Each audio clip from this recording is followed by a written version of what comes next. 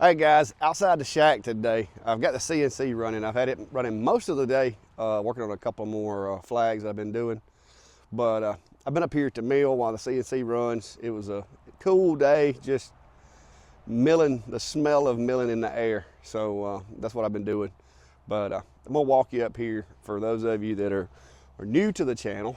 We're gonna walk up here to the sawmill and kind of give you a glimpse into that side of the shack. I don't do it as much as I used to, guys, but back in the day, the early days of the channel, that was kind of where the clack shack got started. When COVID hit, I bought my sawmill because all my extra work dried up and wood prices and everything skyrocketed, and so I was at home doing woodworking and couldn't afford to buy the lumber. So I decided that rather than spend $5,000 on lumber to complete my shack, I'd just cut my own. So that's what I wound up doing. Was I went and bought myself a sawmill and started cutting my own wood and everything. So after a short walk up the hill, here we are, guys. That's the mill, and you can see it's a little it's a little bit up in the woods. Right here behind me, I got all kinds of logs, a lot of which the bugs have destroyed, the pine especially, but now the hardwoods, the cedar, the cypress, stuff like that, it keeps for a long time. So I'm gonna kind of turn the camera around and show you guys a little quick tour of the setup. All right, guys, so first of all, sawmilling is fun, but it would not be possible for me to do what I do without this guy. This is the MVP of the sawmill right here.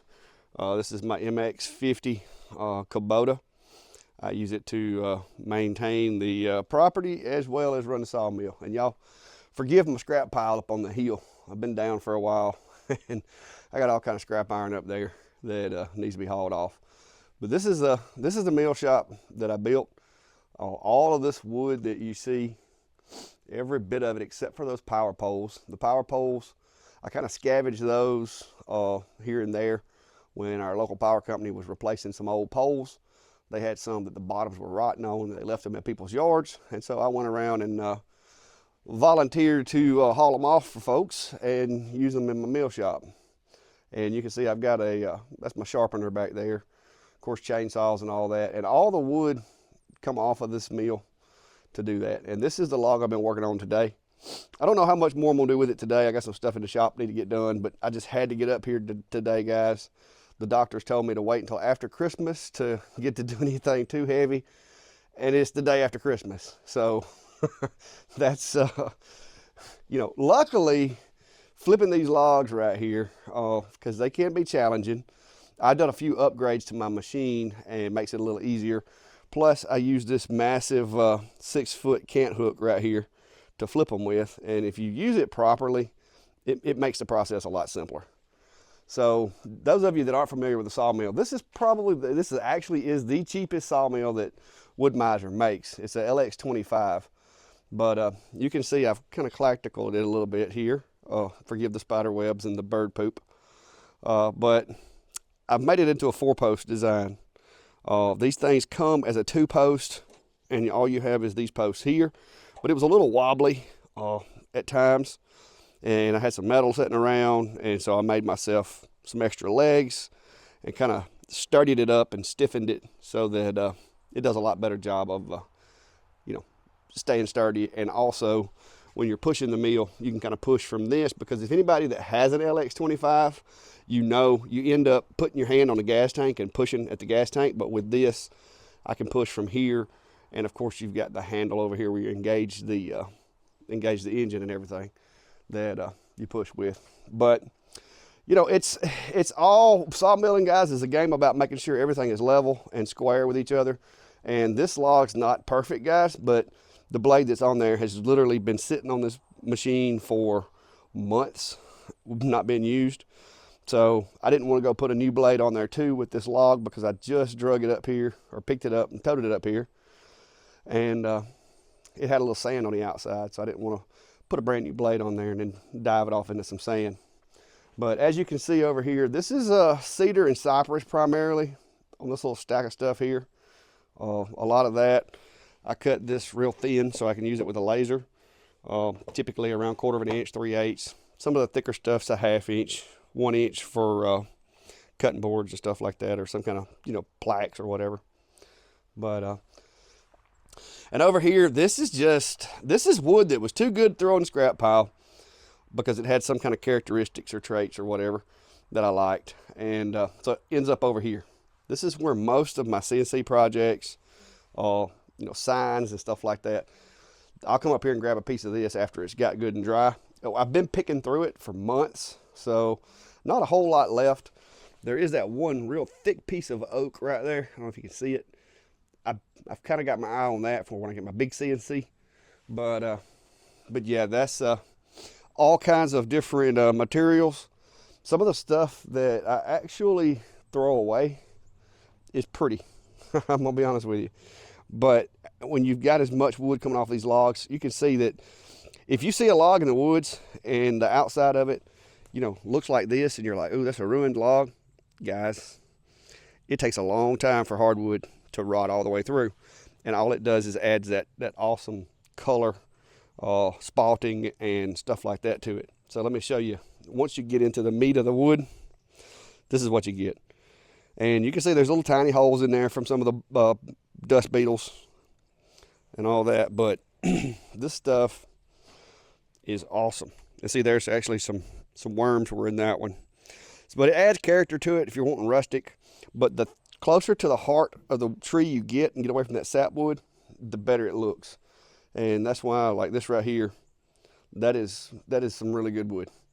This is 14 inches wide, and I'm going to say, without a measuring tape, it's at least 14 inches tall. We can get a measuring tape and check it.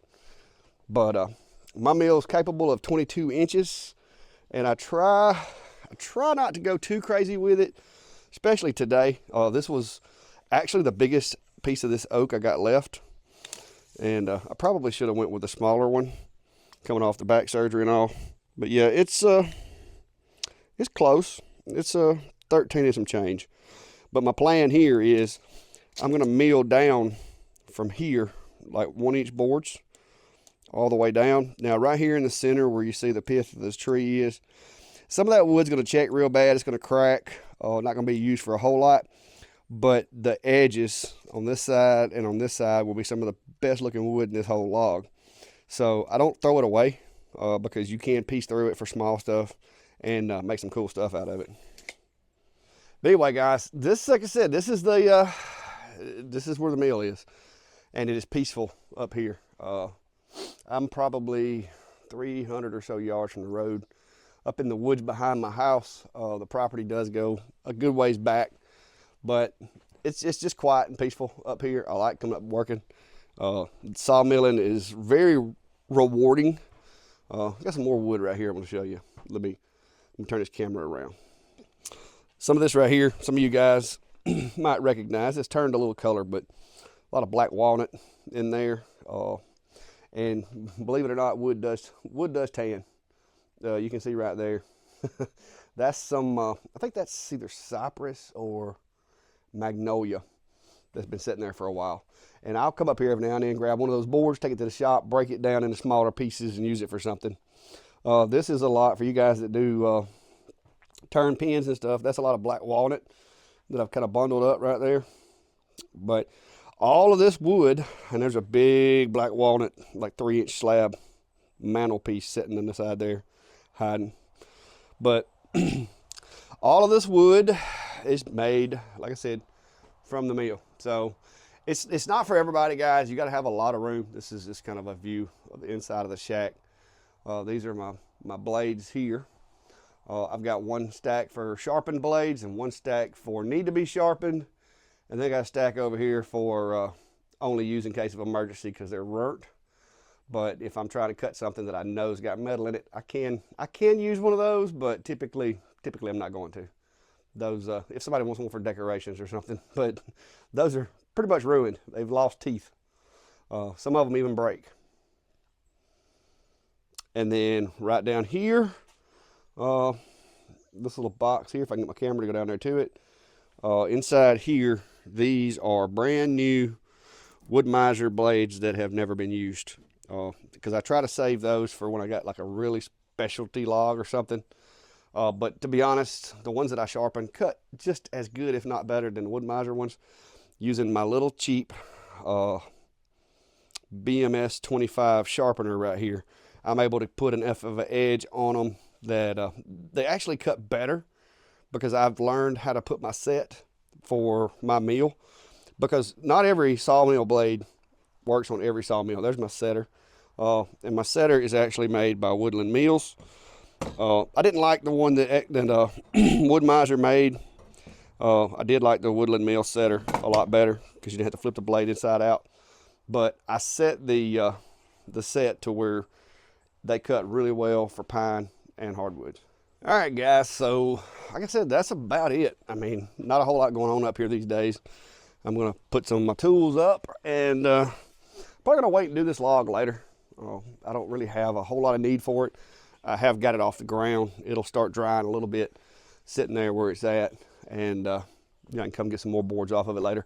I did get a few. You can see those that are in the bucket right there.